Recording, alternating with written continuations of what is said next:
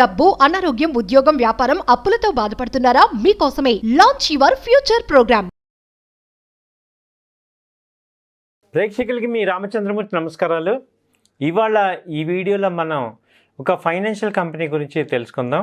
అది రీసెంట్గా లాంచ్ అయింది, మంచి సక్సెస్ఫుల్గా రన్ అవుతుంది. ఆ కంపెనీ పేరు జియో ఫైనాన్షియల్ సర్వీసెస్. ఇది ఒరిజినల్గా Reliance strategic investments private limited అని 1999లో స్టార్ట్ చేశారు. అలాగే తర్వాత దాని పేరు మార్చి రిలయన్స్ స్ట్రాటజిక్ ఇన్వెస్ట్మెంట్ లిమిటెడ్ అని పేరు మార్చారు 2002లో. ఆ తర్వాత 2003 జూలై 25 నాడు ఇది జియో ఫైనాన్షియల్ సర్వీసెస్ కింద స్టార్ట్ చేశారు, మళ్ళీ రీనేమ్ చేశారు. ఈ కంపెనీ ఏంటంటే సిస్టమేటికల్గా non deposit taking or non banking financial company. ఈ కంపెనీ ఏంటంటే వీళ్ళ యొక్క అనుబంధ సంస్థలైన ఈ Jio finance, Jio insurance broking, అలాగే జియో పేమెంట్ సొల్యూషన్స్, అలాగే జాయింట్ వెంచర్ వచ్చి జియో పేమెంట్స్ బ్యాంకింగ్ లిమిటెడ్, వీళ్ళ కస్టమర్స్కి సపోర్ట్ కింద it will operate its financial సర్వీసెస్ని అందజేస్తాయి. ఈ హోల్డింగ్ కంపెనీ మిగతా అన్ని కంపెనీల యొక్క కస్టమర్స్కి యూజర్ ఫ్రెండ్లీగా ఈ యొక్క సర్వీసెస్ని కంబైన్డ్గా డిజిటలైజేషన్ చేసి వీళ్ళకి సర్వీసెస్ ఇస్తాయి. ఈ కంపెనీ యొక్క లాస్ట్ 5 years మనం ఈ రెవెన్యూ చూసుకుంటే ఇది 2020లో 350 కోట్లతో స్టార్ట్ అయింది. 2021లో 295 కోట్లు ఉంది. 2022లో 140 కోట్లు, 2023లో 41 కోట్లు వచ్చింది. 2024లో 640 కోట్ల రూపాయల రెవెన్యూ జనరేట్ చేశారు జియో ఫైనాన్స్. అలాగే దీని యొక్క ప్రాఫిట్స్ తీసుకుంటే ఇది ప్రాఫిట్ బిఫోర్ ట్యాక్స్ వచ్చి 2024లో 520 కోట్లు, అలాగే 2023లో 49 కోట్లు, 2022లో 176 కోట్లు, 2020లో 118, 2019లో 193 కోట్ల రూపాయల రెవెన్యూ వచ్చింది. మనం ఒకసారి చూసుకుంటే 2019లో 200 కోట్లు ఉంది లాభం. ఇప్పుడు 2024లో వచ్చి 500 కోట్ల రూపాయల లాభానికి వచ్చింది. కాబట్టి ప్రైసెస్ కూడా, షేర్ యొక్క వాల్యూ కూడా ఆ రకంగానే ఎప్రిషియేట్ అవుతున్నాయి. కాబట్టి రిలయన్స్ జియో అనేది మనం ఇది కన్సిడర్ చేసుకోవచ్చు.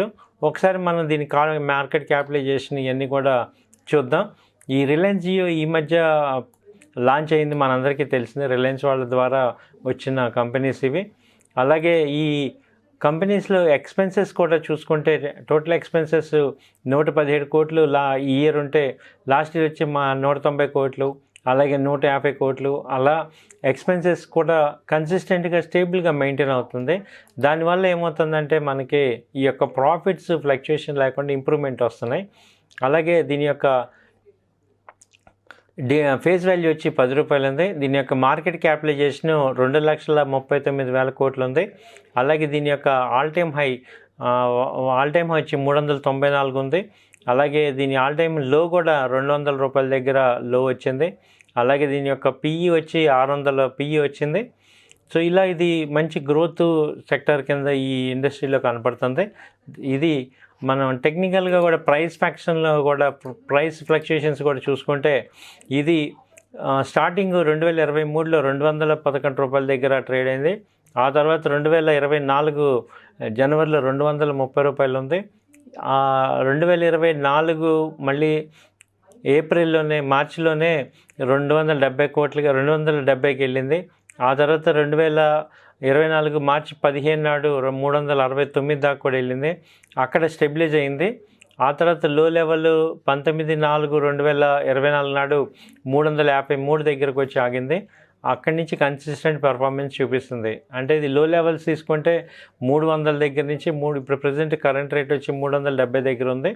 ఇది రానున్న రోజుల్లో 500 దాకా కూడా వెళ్ళే అవకాశాలు కనపడుతున్నాయి.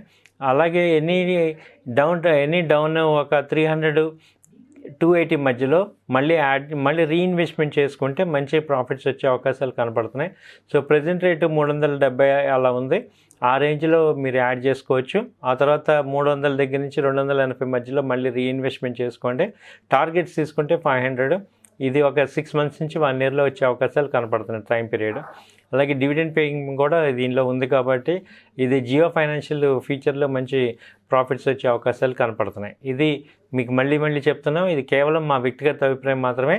ఇది subject market risk, stock market అనేది. కాబట్టి మీరు కూడా 1-2 సార్లు ఆలోచించుకొని డెసిషన్ తీసుకోవాల్సిందిగా కోరుచున్నాం. థ్యాంక్ యూ అండి, నమస్తే. సుమన్ టీవీలో మీ పర్సనల్ అండ్ బిజినెస్ ప్రమోషన్స్ కోసం కింది నెంబర్కి కాంటాక్ట్ చేయండి.